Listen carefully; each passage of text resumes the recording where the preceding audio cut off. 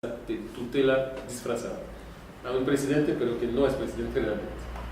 Se evidenció muy claramente durante la ocupación del 15, incluso Haití firmó un acuerdo con Estados Unidos, donde había un personaje que se llamaba un consejero financiero, que es un norteamericano, y es él que recibía la plata que salía de las aduanas. En ese momento, la aduana suministraba 80% de los ingresos del Estado, y es él que tomaba la decisión del presupuesto, ¿no? Y ese tipo estuvo en Haití de 1915 a 1947, ¿no? Y a veces cortaba el salario del presidente de la República. Decidía no pagar porque el presidente no había firmado algo que llegaba de Washington, ¿no? Y rehusaba, por ejemplo, las inversiones en la educación pública. Así que este formato siguió incluso después de la salida de las tropas, ¿no? Es una cosa muy importante. El sistema de ocupación militar, económica, política, cultural puede hacerse sin soldados también. Hay periodos donde no hay soldados aquí, allá, pero permanece y sigue, ¿no?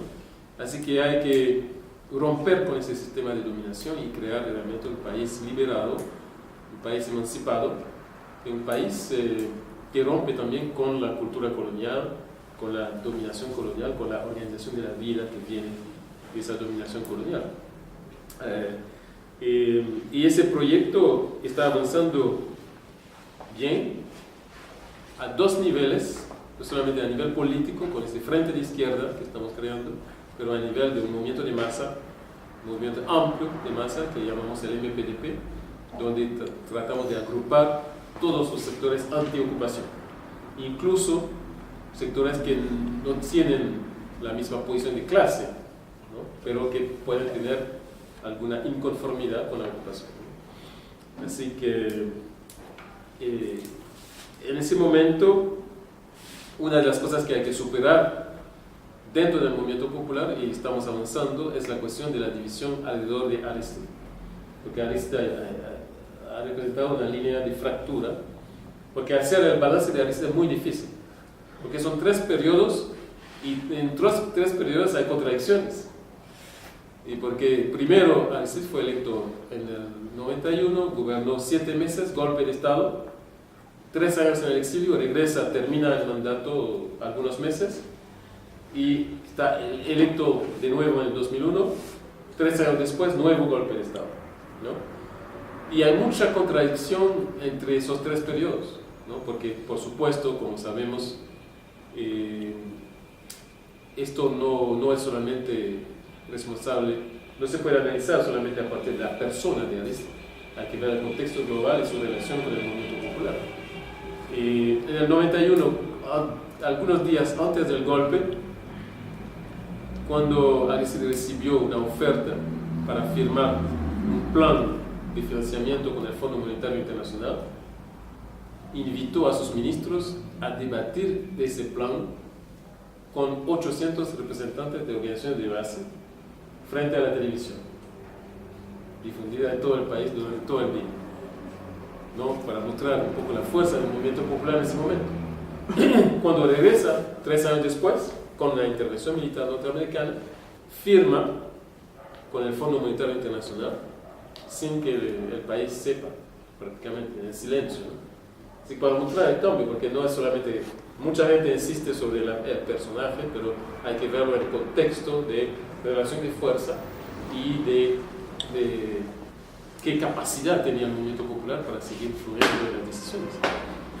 Y Aristide, por ejemplo, aplicó medidas neoliberales, por ejemplo, a nivel de tasa de cambio, a nivel de apertura del mercado externo, que es una cosa muy importante porque en Haití la fuerza de la economía campesina, la agricultura campesina,